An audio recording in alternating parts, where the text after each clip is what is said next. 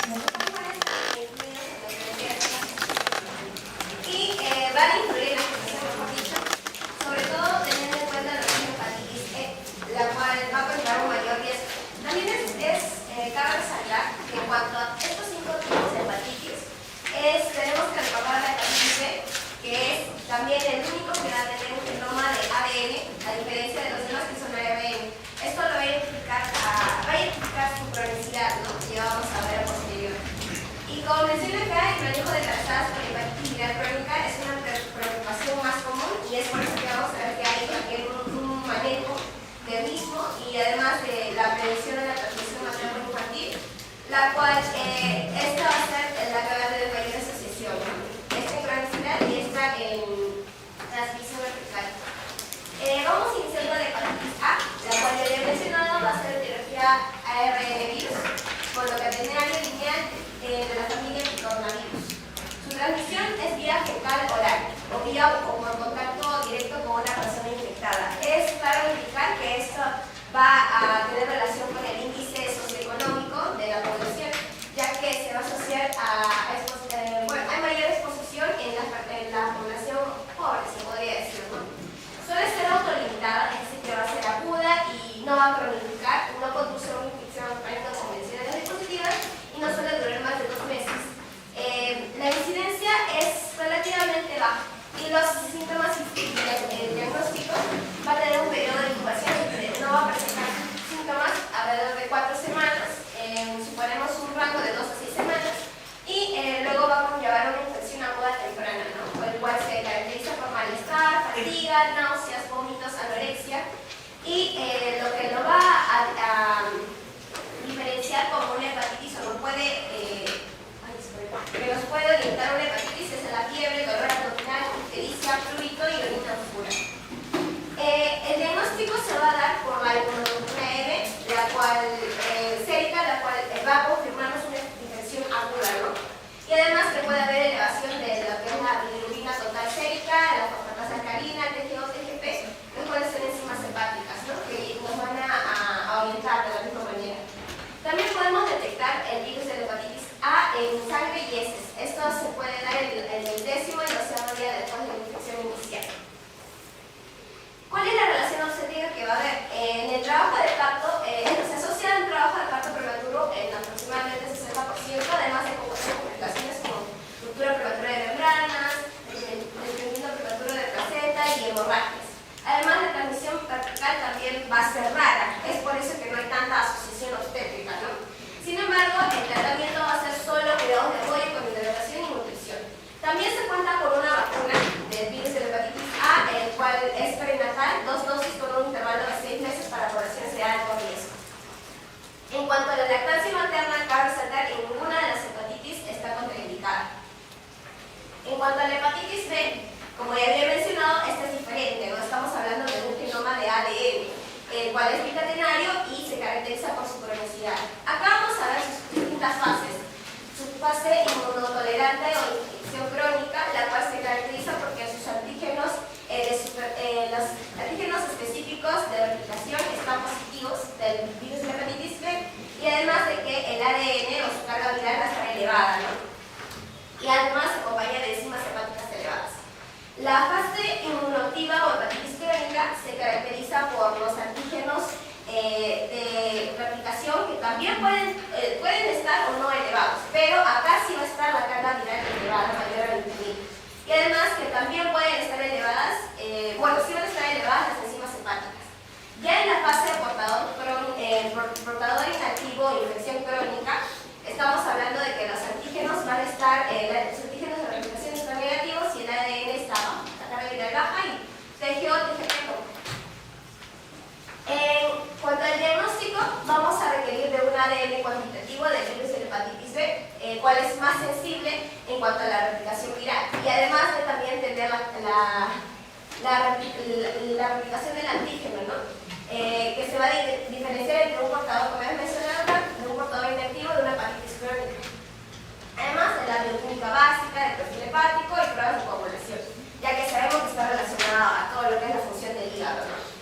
¿Cómo va a ser el diagnóstico? O de acuerdo a las normas, en la gestante y anticuerpos. En la gestante, en cuanto se haga una prueba rápida, como ya sabemos, se hace una prueba rápida en el primer trimestre y esta nos sale con antígeno positivo, pasamos a solicitar un marcador serológico de ELISA, los cuales ya son más específicos, pidiendo ya lo que es el antígeno de superficie, el antígeno de replicación, la carga viral y demás.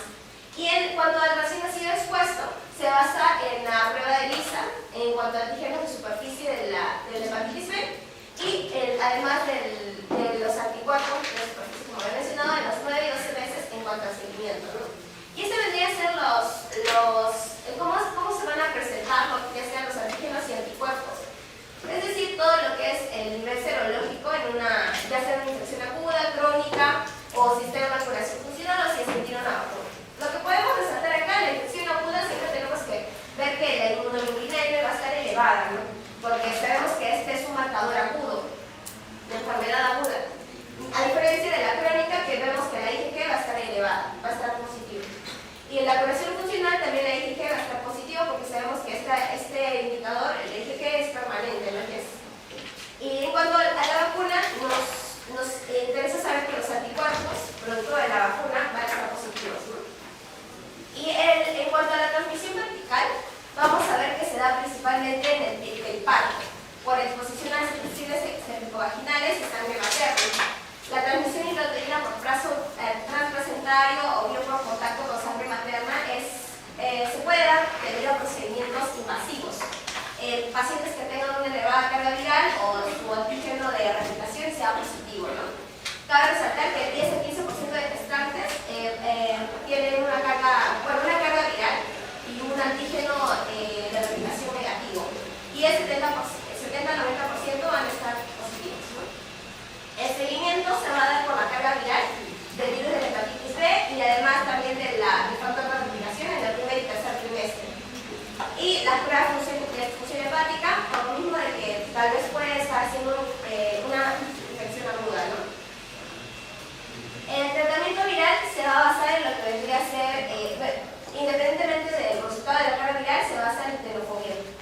Y cabe resaltar que el recién nacido, si es que la gestante es con antígeno de superficie positivo, pero los antígenos de están negativos, se solicita la carga viral del virus de la hepatitis B, las transaminasas y las demás pruebas enzimáticas, ¿no? Además de la carga viral si es que esta es mayor a 200.000. Y además de si hay disfunción de daño hepático. Este es el flujograma en el cual se basa la norma, el cual, como ya mencionamos, es la prueba rápida de hepatitis B. Si es que sale reactivo, tenemos que ver si tiene cirrosis o enfermedad hepática crónica, antecedentes de que ya ha tenido una gestación con hepatitis B o si es mayor a 28 semanas. En tal caso sea así, se inicia el tratamiento antirretroviral con tenofovir. En caso sea no, se solicita ELISA, además las demás pruebas serológicas, y en caso sea positivo, se inicia el tratamiento antiviral a partir de 28 semanas de gestación, independientemente de la carga viral. En caso no sea así, igual se hace toma de la carga viral, si esta es mayor a 200.000, se inicia el tratamiento antiviral, y no requiere, y si en caso sea no requiere tratamiento. Bueno, la conducta intraparto, si no se dispone del perfil de activación en el tercer trimestre, se solicita los antígenos de replicación y además de la carga viral en el tercer trimestre cuantitativo al inverso. Y se puede pensar en si es que va a ser cesárea, si es que no parece proteger, por tanto el virus de la hepatitis B no va a modificar la vía. Se dice que no hay tanta asociación en cuanto a la vía, ¿no? Lo importante es que no se hagan procedimientos invasivos donde se exponga al bebé a la sangre materna y a los fluidos de la madre, ¿no? En cuanto a la hepatitis C, esta sí se va a resaltar por su transmisión, ¿no? Vertical. Vemos que el virus de la hepatitis C es un virus ARN, que es transmisión por sangre. El 30% de los infectados tienen eliminación espontánea de la enfermedad, es decir, que es un tanto aguda, y el resto van a desarrollar enfermedades crónicas. Es difícil estimar la prevalencia producto de que es una enfermedad un tanto silente. La clínica no es muy evidente y el riesgo de transmisión vertical es de una madre infectada crónica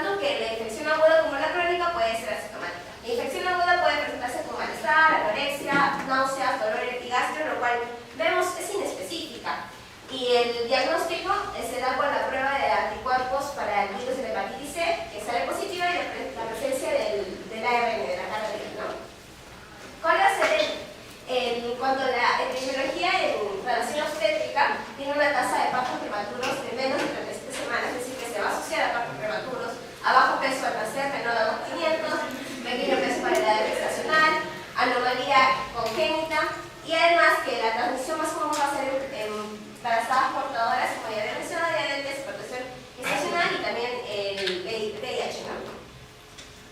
Bueno, en cuanto al tratamiento, no hay un tratamiento específico, solo se requiere minimizar procedimientos invasivos prenatales. La primera línea podría ser los antivirales de acción directa, sin embargo la ribavirina es teratogénica y va a estar contraindicada en el embarazo, ¿no? El modo de parto se mencionaba que no afectaba y la lactancia materna se continúa. En cuanto a la hepatitis D, esta ya podemos ver que se va a asociar mucho a la hepatitis B, ya que requiere de esta para que se dé, ¿no? Es un virus de ARN convencional incompleto, la transmisión se da por fluidos corporales infectados o sangre. Se necesita del antígeno a la superficie de la hepatitis B para que se pueda replicar. Aunque la transmisión vertical es posible, la hepatitis D se puede prevenir evitando la transmisión de la hepatitis B. Es decir, que nuestro manejo se basa en evitar la hepatitis B para que la hepatitis D no se dé, ¿no? Y la relevancia en embarazada va a ser la posibilidad de la cotransmisión del virus de la hepatitis B y virus de la hepatitis D, la cual es excepcional. La cotransmisión es la que nos preocupa más, porque producto de que estamos hablando de que las dos enfermedades van a estar, tanto el virus de la hepatitis B como el D, van a estar en una forma aguda, entonces claramente va a ser más letal en tal caso para la madre sobre todo. El abordaje se basa en tratamiento solo de apoyo, se puede dar el PEG de interferón alfa, se puede utilizar durante el embarazo, pero ahí importa mucho el riesgo-beneficio que se pueda dar con el neonato. Esto ya es un trabajo más multidisciplinario, ya que estamos hablando tanto de la vida del neonato como de la madre, ¿no? En cuanto ya a la hepatitis E, que es la que más nos importa acá, porque es la que tiene mayor prevalencia en cuanto a gestantes, este es ARN también, bueno, catenaria y sin cobertura, la transmisión se da fecal oral, pero también se considera una zoonosis, ya que se puede transmitir por la carne infectada, poco cocido o vía fecal por contaminación del agua. En comparación con las demás, esta va a tener mayor prevalencia en las gestantes y además de un curso más letal también.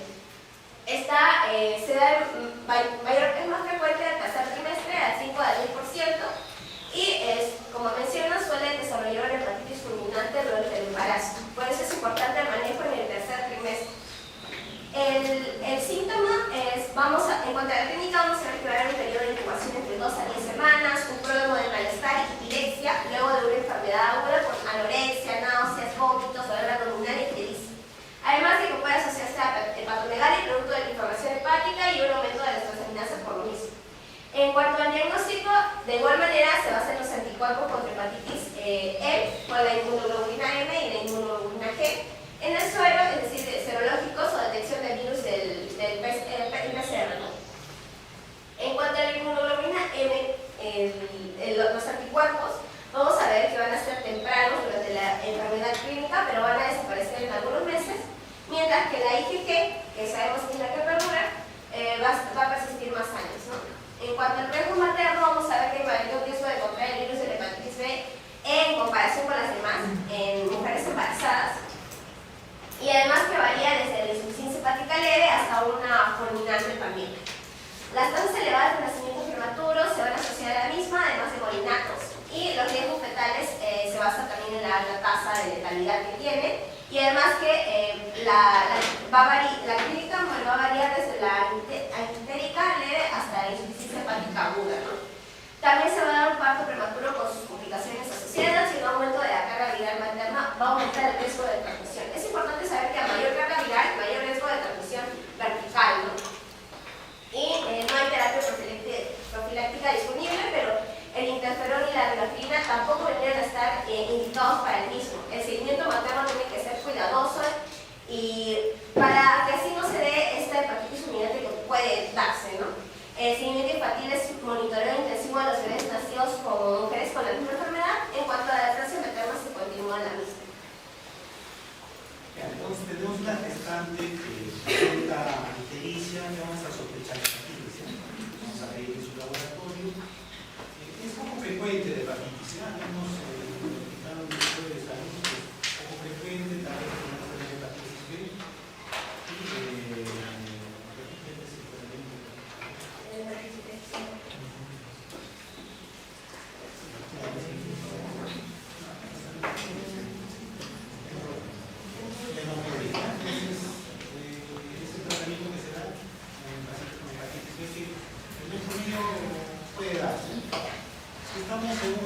embarazo en el tercer trimestre y hay un prurito gestacional y a veces puede haber ictericia, ¿qué van a pensar? ¿Qué? Colestasis. En el tercer trimestre también es frecuente la colestasis. El tercer trimestre, prurito, a veces hay ictericia, vamos a pensar en colestasis, para eso ya lo pediremos pues exámenes iniciales.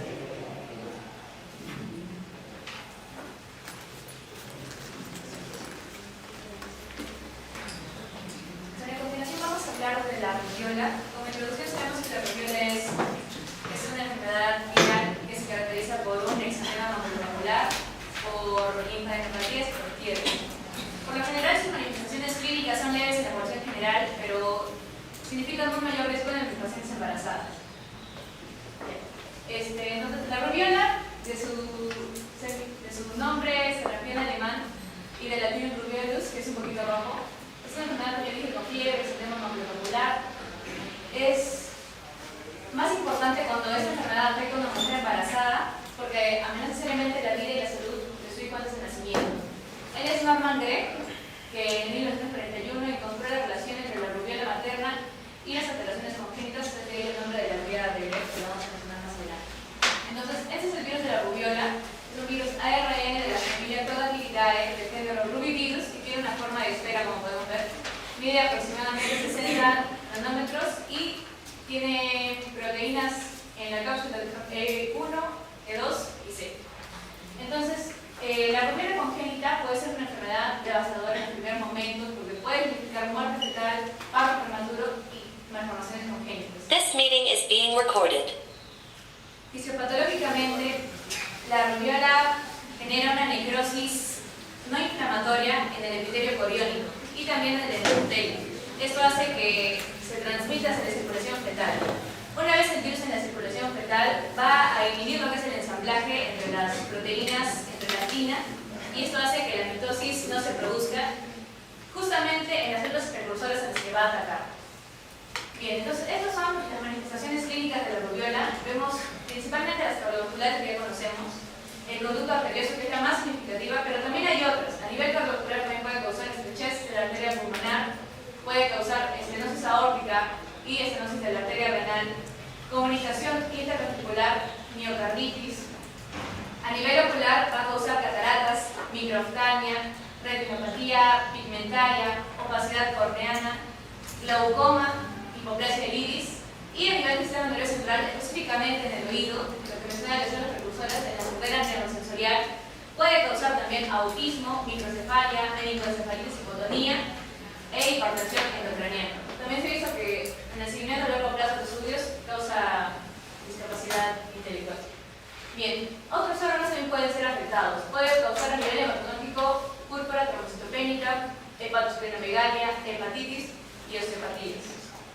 Bien, entonces lo que mencioné acerca de la rubiola congénita y cuando esta madre adquiere el virus de la rubiola es muy significativo, especialmente antes de las 12 semanas de gestación, porque acá el riesgo de un daño fetal llega a ser un 80-85%. Posteriormente vemos cómo va bajando. El segundo mes es 25, tercer mes 9, cuarto mes 4 y así sucesivamente. Ahora, también habrán escuchado de la vacunación que estamos dedicada al SPR, con ser vivos atenuados. Ahorita voy a hablar. Bien, entonces, en el entonces la rubiola y la toxoplasmosis, cuanto más temprano es el embarazo, es más grave. Bien, entonces, ¿cómo hacemos el diagnóstico de esa rubiola congénita o de que nuestra madre está con rubiola? Primero que tiene que haber un antecedente epidemiológico. En general, eso es bastante baja la prevalencia. En Estados Unidos se han reportado aproximadamente 4 casos anuales y la mayoría importados. Y eso se da a la vacunación, ya que como ha sido gran extendida la vacunación, pocos casos de rubiola se presentan. Entonces, hacemos un análisis serológico aquí de pacientes que tienen este antecedente epidemiológico, además de la clínica que ya mencioné del exantema maculopapular, la linfadenopatía y la fiebre. Y acá vamos a encontrar lo que es la detección del IgM en sangre, del cordón umbilical, la detección del genoma viral en el líquido amniótico PCR. Y bueno, como todas estas inmunoglobulinas, la que se activa en el momento de la infección es la IgM, al momento de que se produce el exantema, y posteriormente se va a ir elevando lo que es la IgG, y esta es la que va a permanecer, ¿no?, después del exantema. Y de esta manera vamos a detectar, vamos a confirmar que nuestro gestante tuvo fluvial. Bien, ahora, antes de la vacunación, la prevalencia era hasta del 85% en mayores de 30 años. Actualmente está casi erradicada gracias a esta vacunación. Con una dosis de SPR, la inmunidad alcanza un 95% y con 2 dosis alcanza el 100%. O sea, prácticamente esta vacuna es muy efectiva. Antiguamente, bueno, como decía, nos han recomendado que las gestantes sean contraindicadas al SPR, pero de lo que he estado revisando los últimos estudios, se han hecho pruebas y han salido las gestantes vacunadas con SPR sin ninguna comorbilidad en sus vehículos. En realidad no les ha causado rubiola ni otras malformaciones. Bien, entonces esta es la triada de Greco con respecto al tratamiento. Tenemos nuestra sordera neurosensorial y lo que se dice es que, a diferencia de otras enfermedades, no se va a aplicar un antirretroviral como quizás sí en el VIH. Pero acá en la rubiola lo que sí se va a aplicar es un trabajo en equipo interdisciplinario con el otorrinolaringólogo pediátrico, con el cardiólogo pediatra y también con el oftalmopediatra. Principalmente por estas enfermedades, se va a trabajar en conjunto. Y durante la gestación hay algunas entidades en otros países que te dicen que si está gravemente comprometido antes de las 18 semanas se puede abortar. Pero por lo general no se dice, ya que esto se trabaja multidisciplinariamente.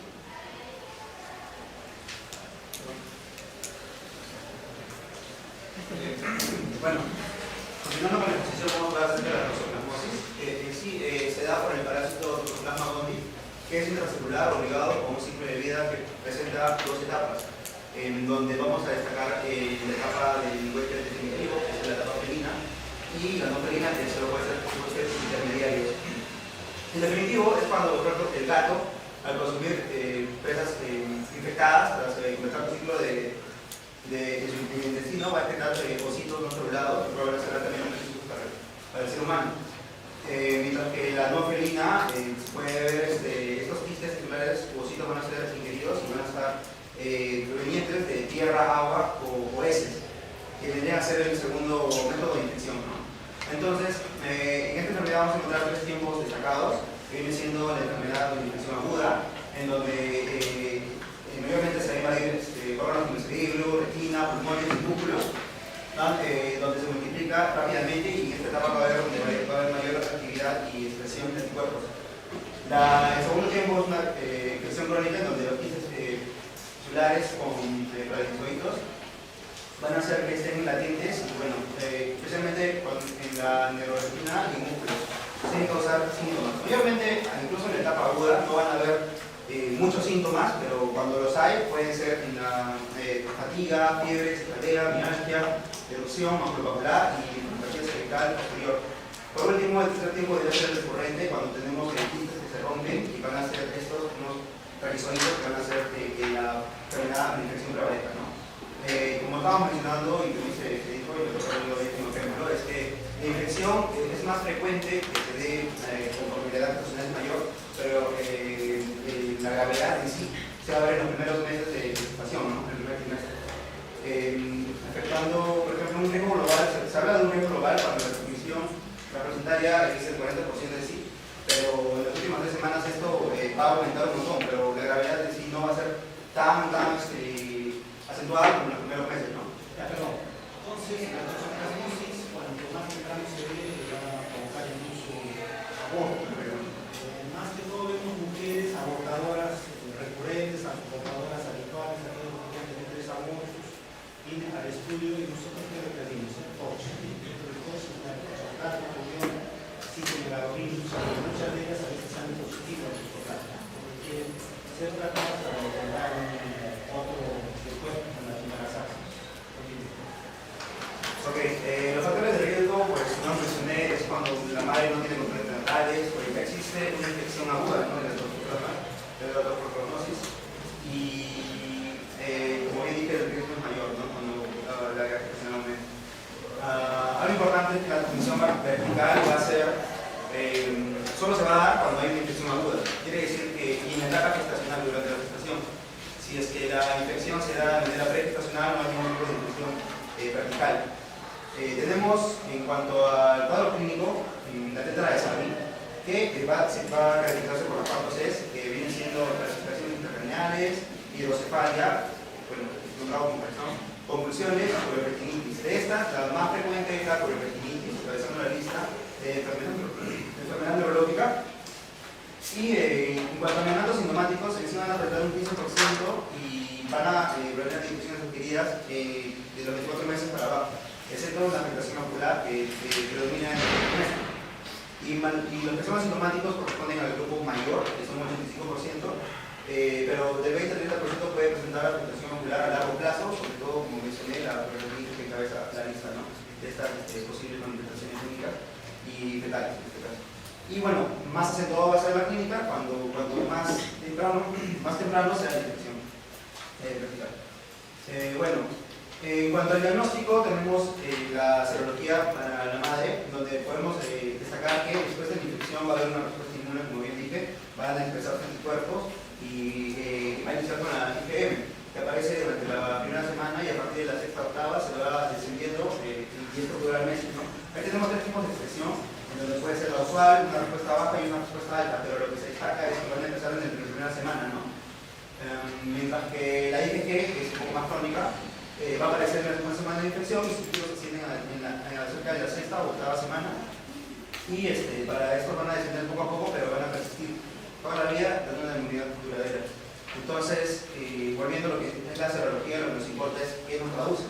La IgG positiva o una IgM negativa nos habla de un paciente inmune y probable infección pregestacional. Porque como dijimos, es un marcador crónico. Entonces, si nos dice que no hay IgM, no está presente la IgM, no nos habla de una infección aguda o reciente. Mientras que si nos habla de ambas positivas, puede indicar una infección reciente, pero una IgM positiva no va a permitir realizar en el momento de la infección como tal, ¿no? Entonces, puede darse un caso positivo y se debe confirmar con una segunda muestra. Entonces, volver a tomar muestras es muy importante para ver si hay una seroconversión. ¿Qué quiere decir esto? Que ser negativo inicialmente en el primer examen va a pasar a ser positiva. Eso quiere decir que durante la gestación, lo que nos importa evidenciar es que va a haber una infección. Entonces, de negativa va a pasar a su segunda serología, va a pasar a ser positiva, lo cual nos indica y nos da guía que podamos iniciar el tratamiento de una vez, ¿no?, inmediatamente. Y se estima que la expresión del usuario. En cuanto al diagnóstico fetal, si tenemos la sospecha de infección materna en cualquier trimestre de la gestación, y es importante desactivar la gestación, se indicará una amniocentesis, que es la primera línea en sí para el diagnóstico fetal, y mediante la verificación de ADN del toxoplasma gondii, en donde el líquido amniótico se mide, ¿no?, la verificación de ADN del mismo en el líquido amniótico. Este es el procedimiento de elección y necesitan 2 condiciones para que sea bien tomado, o se denomine bien tomado. Primero, realizar la amniocentesis al menos 4 semanas después de la infección materna y no realizar la amniocentesis menores de 18 semanas. ¿Por qué? Porque a esta edad gestacional el bebé aún no va a excretar el suficiente ADN del primo del toxoplasma gondii hacia el líquido amniótico. Entonces nos puede dar falsos negativos.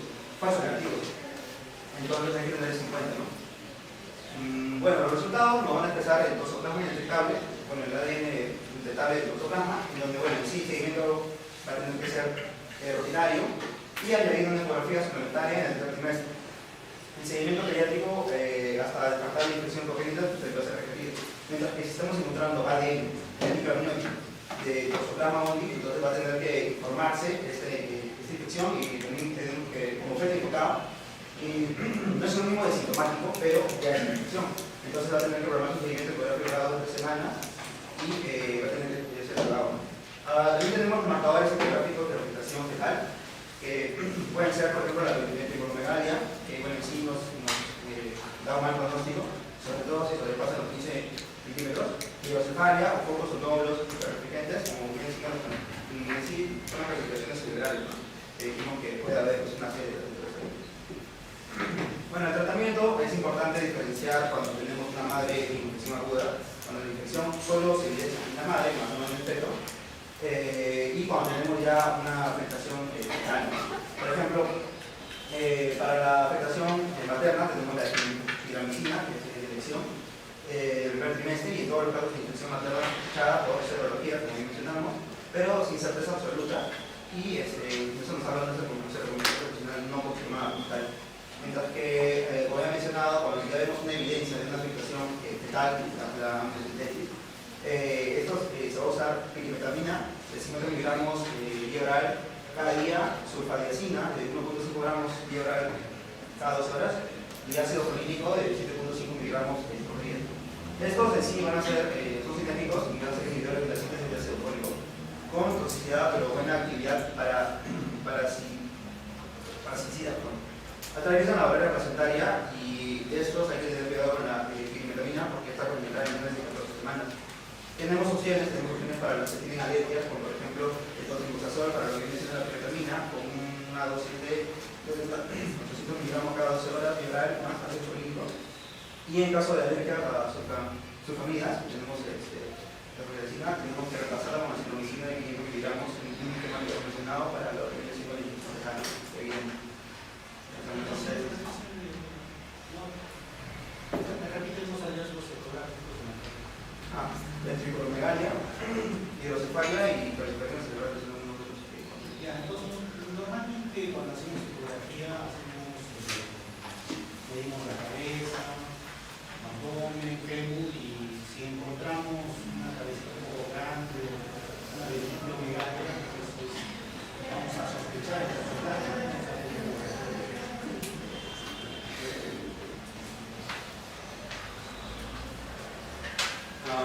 bueno, ya para finalizar la previsión de la toxoplasmosis, como bien dijimos, cómo se da en esta infección, ¿no? El huésped de cultivo de la entonces hay que gestionarlo adecuadamente, con temperaturas seguras, digamos, desde el personal también hay que lavar, pelar bien frutas y verduras antes de consumo, porque decimos que puede estar en tierra, agua y etcétera, por lugar. Limpiar superficies y utensilios que hayan tenido contacto con carne cruda, aves, mariscos o productos sin lavar. Usar guantes al manipular la arena de gatos, también es importante, y no alimentar a los gatos con carne cruda, que es que para o semicruda, mantenerlos dentro del hogar para evitar la exposición. Entonces esto sería como la prevención del toxoplasmosis.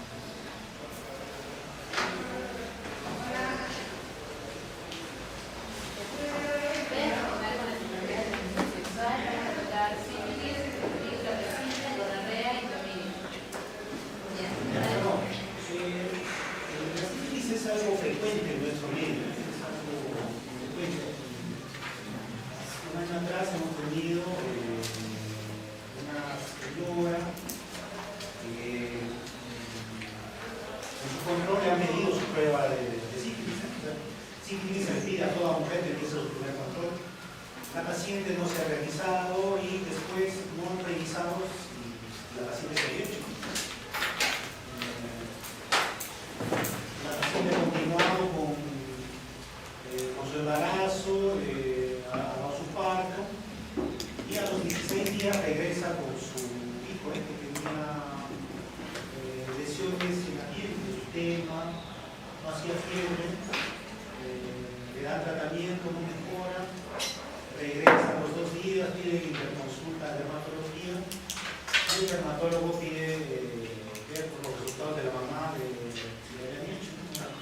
Le habían pedido, pero la paciente no fue al laboratorio de hacerlo. Cuando le hacen, a la mamá sale positivo. Entonces, lo que tenía que era transmisión, se había transmitido. Entonces, es algo relativamente frecuente.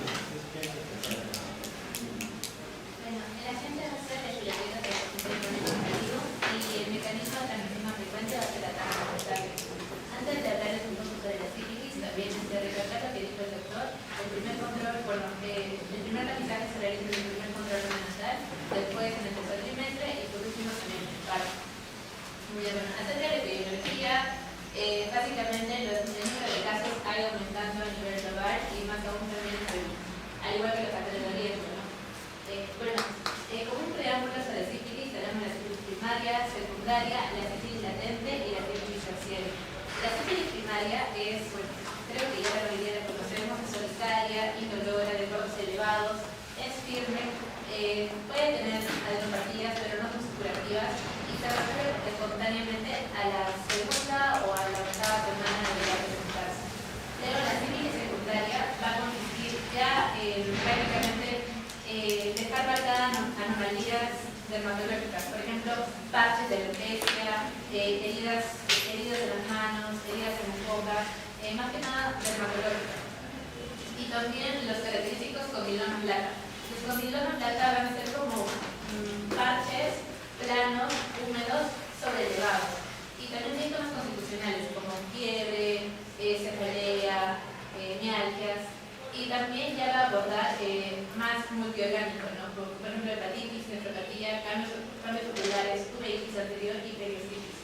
La sífilis latente, ya prácticamente los síntomas, por así decir, van a estar dormidos. Va a haber una sífilis latente temprana, que esta es dentro de los 12 primeros meses tras la infección, y después de los 12 meses se le va a llamar sífilis latente tardía o sífilis latente de duración desconocida.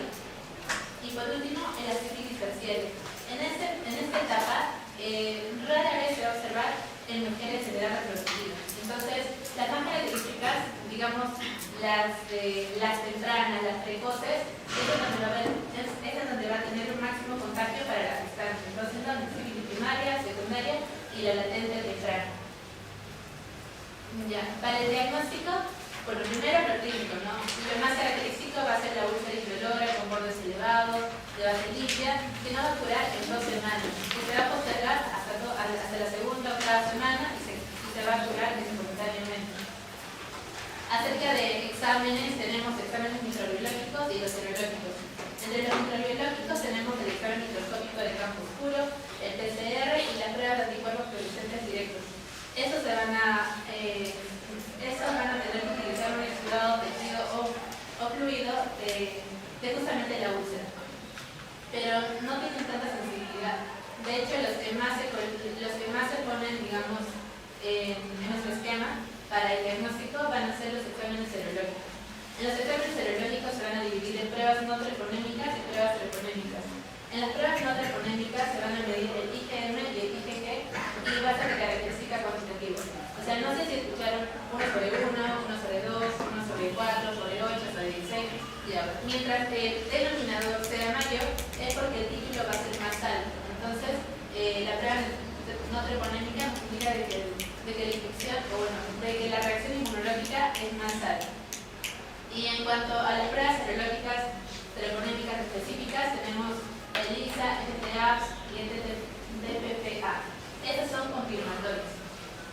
Aquí les coloqué un cuadrito para que vean más o menos el porcentaje de transmisión que puede dar la sífilis. Como les comenté, la manera temprana, la manera precoz, es mucho más probable que cause esta transmisión vertical. Como vemos, la sífilis primaria, secundaria, puede ocasionar un 50% de riesgo de transmisión vertical. El latente precoz un 40% y la latente tardía y la terciaria un 10%. Luego, la sífilis congénita. Si es que no hay pruebas en la paciente y tampoco hay tratamiento, esto aumenta el riesgo hasta un 70% para que se ocasione la sífilis congénita. Y eso también se puede representar en forma de un parto prematuro, muerte fetal, RCU e infección fetal. También de manera multiorgánica, como hepatomegalia en la mayoría de los casos del 80%, anemia del 16%, placentomegalia que vemos en la imagen y polidramias en un 12%. De hecho, los recién nacidos, 2/3 de ellos van a ser asintomáticos al nacer. Pero si se presentan síntomas pueden destacarse como ictericia, lesiones cutáneas sulfúricas, linfadenopatía, rinitis, neumonía, miocarditis, nefrosis o afectación de huesos largos, como podemos ver en esta imagen que era el signo de comido por las polillas, o sea, como que los huesos van a ir deteriorados por los extremos. Bueno, acerca del tratamiento, antes de indicar tratamiento a la paciente, hay que tener en cuenta también el control ecográfico. Si de repente en el control ecográfico de repente encontramos polidramios o hepatomegalia, es decir, que ya nos sugieran sífilis congénita desde la ecografía, quizá podría hacerse esta reacción de Hersheimer, ya que donde se va a reclutar por fiebre, cefalea, mialgias en las primeras 24 horas del tratamiento debido a la expresión treponémica. Pero hay un mayor beneficio que riesgo. De todas maneras, tienen que ir seguido de la observación del micocélulas. Y bueno, el tratamiento va a ser depende de la situación de la paciente. Si es que tiene una sífilis primaria, secundaria o latente precoz, o sea, menos de un año, el tratamiento va a ser con penicilina química 2.4 millones, intramuscular. Puede ser una dosis, pero últimamente destacan que se recomienda 2 dosis. Entonces, la segunda dosis sería a los 7 días después de haberle dado la primera dosis. En la sífilis latente tardía o la de más de un año, se daría la penicilina gemensatínica 2.4 millones, intramuscular, pero eso sería 3 semanas, o sea, 3 dosis, o sea, 3 semanas.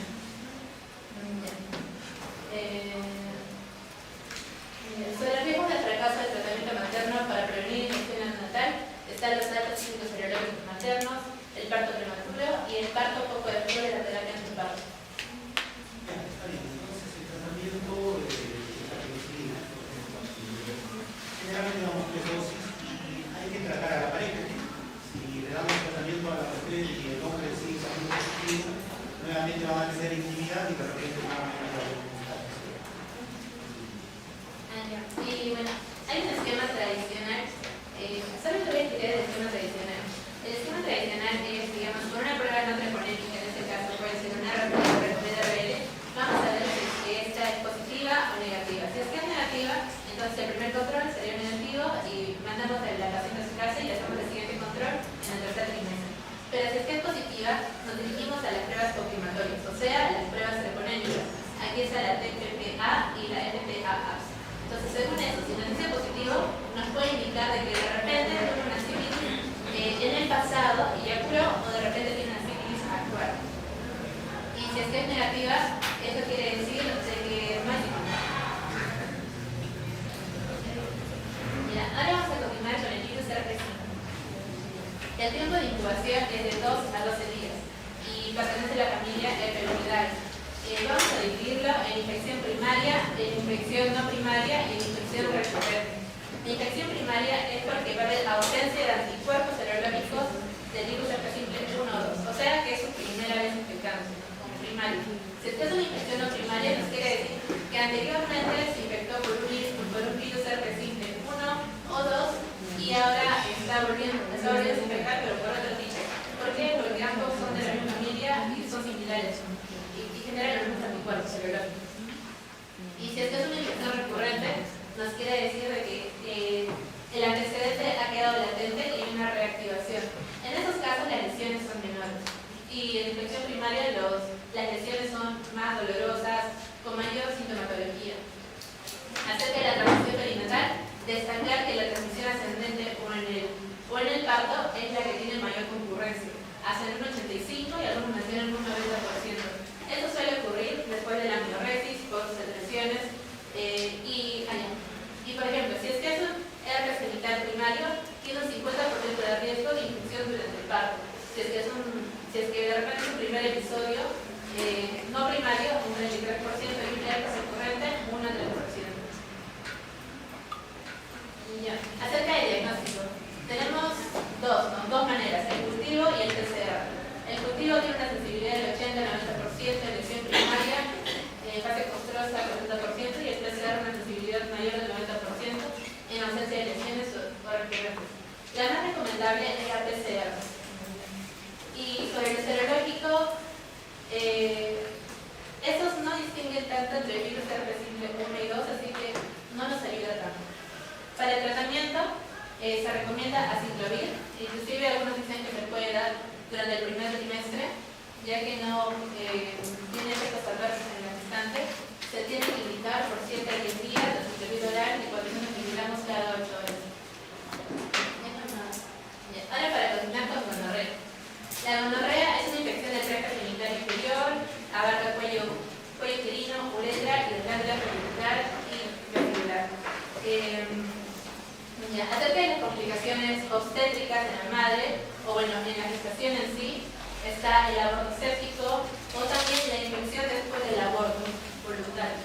También el parto prematuro, ruptura prematura de membranas, poliomielitis, infección postparto, que son también más frecuentes. Pero en el recién nacido, ¿cuál sería la secuela más característica, más frecuente? Sería la oftalmía neonatal bronconcócica, que a razón de esta, consecuentemente, se va a generar cicatrización corneal, perforación ocular y ceguera. Para el diagnóstico, se realiza la prueba en el primer trimestre en zonas de alta prevalencia, factores de riesgo, como en nuestra ciudad. Identificar también los factores de riesgo, si es que la paciente tiene menos de 25 años,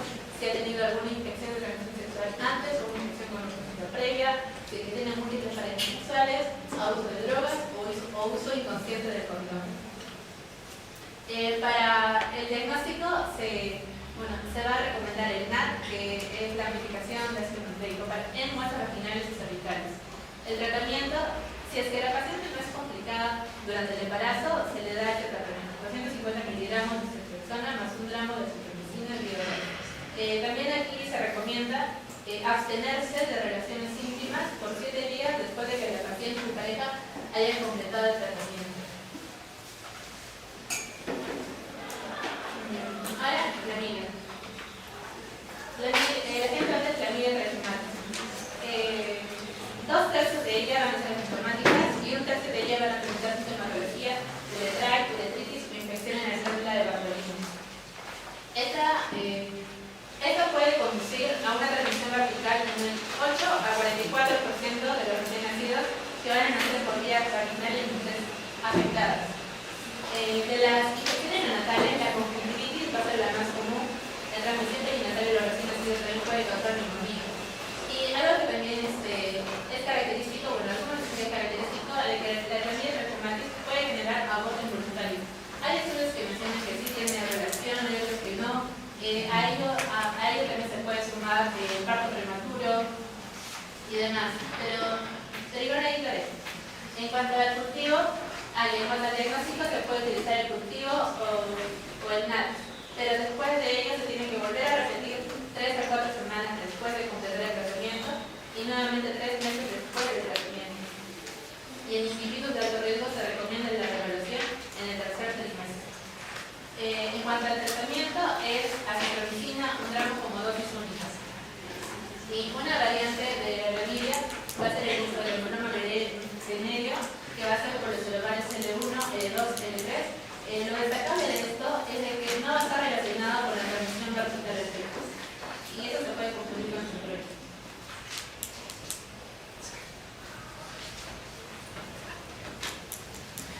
La siguiente infección debe ser como una reproducción, es una infección crónica que va a ser causada por la tuberculosis. A pesar de los avances de la salud pública, sigue siendo una de las enfermedades más importantes a nivel mundial.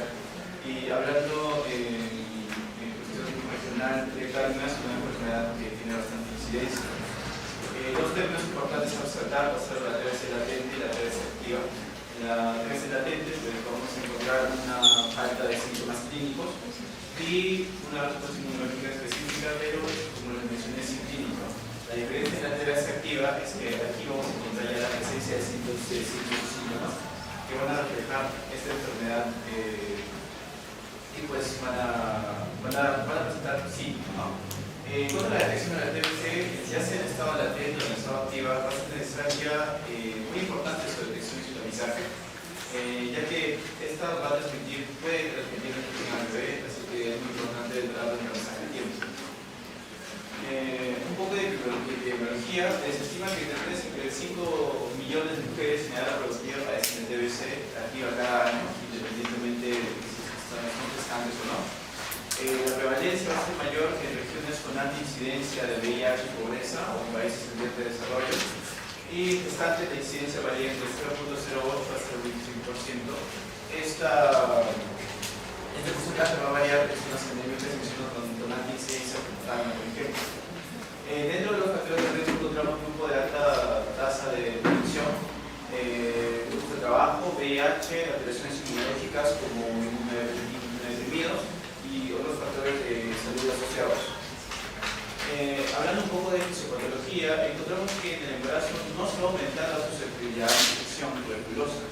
No es que por el embarazo la gestante va a estar más expuesta a adquirir tuberculosis, sino que los cambios inmunológicos pueden favorecer a la reactivación de una TBC latente, si es que lo tuviera la gestante ya de forma previa. El bacterio tuberculosis se va a transmitir por vía aérea. Una vez inhalado, este va a llegar a los pulmones y va a ser fagocitado por los macrófagos. Puede permanecer latente o diseminarse. Esta es la TBC también llamada TBC miliar. En la gestante, la infección puede comprometer órganos pulmonares, ganglios, peritoneo, genitales y colonias. Nosotros nos va a interesar la parte de los genitales. Dentro de sus formas clínicas vamos a tener la TBC pulmonar, que va a ser más frecuente, en el cual vamos a encontrar síntomas que ya conocemos, como la tos persistente más de 2 semanas, Vamos a encontrar lo que es la motitis, tetratina, sudoraciones nocturnas, pérdida de peso, así como astenia. En cuanto a la TBC pulmonar, vamos a encontrar que afecta a los ganglios, puede ser ósea, renal, peritoneal o genital, incluso endometrial o ovárica. Dentro del embarazo, la forma genital puede ser causa de infertilidad o previos. En cuanto a la clínica, ya mencionamos, es diagnóstico, ya que en el embarazo hay cambios fisiológicos que van a limitar los síntomas de la TBC temprana, tales como fatiga, taquicardia, y estas van a enmascarar lo que hay de síntomas de la TBC, así que es muy importante hacer un tamizaje de las exámenes. Después, como ya mencionamos, vamos a encontrar la tos, la notitis, la baja de peso, la fiebre, el malestar y el fatiga. Síntomas que también podemos encontrar en una gestante sana. En cuanto al tratamiento, este tratamiento de la TBC no debe suspenderse durante el embarazo, ya que los medicamentos van a superar a los riesgos o los pocos riesgos que se pueda tener. Se va a utilizar el régimen estándar de 6 meses con una fase intensiva de 2 meses, en la cual vamos a utilizar isoniazida, rifampicina, tiracinamida y latrobutal. Estos van a ser medicamentos seguros en el embarazo, y en la fase de continuación vamos a solamente utilizar la isoniazida y la rifampicina por 4 meses. Un medicamento contraindicado va a ser la citromicina, que esta va a causar una toxicidad fecal. Y como suplementación adicional vamos a utilizar la piroxina, la vitamina B6, que el dosis de 25 a 50 mg por día para prevenir una neuropatía por isoniazida. Dentro de la TBC latente se va a recomendar no aplazar el tratamiento de la gestante post-embarazo, ¿no? Muchos pensamos de que quizás lo ideal sería que la paciente no está desarrollando síntomas, entonces podemos regresar con el tratamiento, pero eso no es recomendable. Se tiene que realizar la prueba hepática y un tratamiento fundamental a los pacientes que tienen VIH. El tratamiento de la TBC latente no se debe retrasar solamente porque está embarazada. Vamos a utilizar una dosis profiláctica de isoniazida de 5 mg por kilogramo, un máximo de 300 mg por 9 meses. Entonces, la tuberculosis es algo frecuente en nuestro medio, y cuando ustedes hablan de salud, van a ver que a otra cosa cada día van a venir de 5 a 10 pacientes a tomar sus pastillas. Y tal vez cuando vean más pacientes siempre va a haber una gestante que va a tener esta enfermedad. Entonces, la mujer embarazada puede recibir los medicamentos científicos menos la medicina. Y tiene que venir al centro de salud para que uno mismo tiene que ver lo que toman. Realmente al hacer tantas pastillas, lo esconden o no toman. En el tratamiento y hay resistencia que da un tratamiento más fuerte. Y bueno, tenemos las dosis más específicas del tratamiento con los medicamentos que son seguros de administración. ¿Cuántas son complicaciones? Bueno, como complicaciones obstétricas tenemos lo que es el aborto espontáneo, la muerte perinatal, el bajo peso al nacer, la preeclampsia, el RCU, un AMDAT bajo al nacer, bebés prematuros, anormalidades congénitas y en complicaciones fetales tenemos la TBC congénita. En cuanto a la lactancia, bueno, la lactancia, el tratamiento antituberculoso no está contraindicado para la lactancia. Los medicamentos van a pasar, pero en mínimas dosis que no van a afectar al feto. Se recomienda el uso de mascarilla en la madre aún hasta que sea vacinífera. Eso significa de que no sea transmitible el virus, pero por recomendación se indica que la madre use mascarilla hasta el término de su medicación. Hablamos un poco de tuberculosis congénita simplemente para abreviar. Esta va a ser por condición vía presentaria o puede indicar por recomendación de antibiótico. Como síntomas vamos a tener fiebre, bajo peso, dificultad respiratoria, hiperregalia, encargo de energías. Para diagnosticarla, pues entramos en positivo, apoyado por radiografía, tracicoscopía y cultivo, y agregados a criterios mayores y menores. En cuanto a la prevención, pues el tamizaje de la TBC embarazadas por síntomas respiratorios persistentes, muy importante, el control prenatal estricto en pacientes con antecedentes ya de TBC, la vacunación de la BCG al recién nacido y la educación sobre adherencia terapéutica y control de contactos familiares por el mencionado. Ya, después de las enfermedades, son las infecciones de la más frecuentes de estos niños que vamos a ver. Nosotros en salud tenemos cada vez una paciente que generalmente son pacientes que antes de embarazarse ya sabían y ya tomaban sus medicamentos. El ginecólogo es el que les está manejando, es el que les da su tratamiento. Y más o menos a las 30 semanas nos envía una carta donde debemos dar distantes con VIH para que nosotros vayamos preveyendo programar la operación cesárea. Es importante hacer la cesárea antes de que ella tenga contracciones. Entonces, procuramos operarla entre las 27 y 28 semanas de embarazo. Hasta hace años el tratamiento, bueno, la recomendación de como mayoría se produce más en el momento del parto, riesgo de contagio. Antes, más que todo era cesárea, pero ahora, dependiendo de la carga viral, incluso se puede intentar un parto vaginal. Pero es algo frecuente, así que probablemente va a ser un examen, así que es una... Bueno, podríamos iniciar con cada parte de los VIH, lo que es la realidad, que vendría a ser la cantidad de réplicas de virus que se van a encontrar en el plan sanguíneo.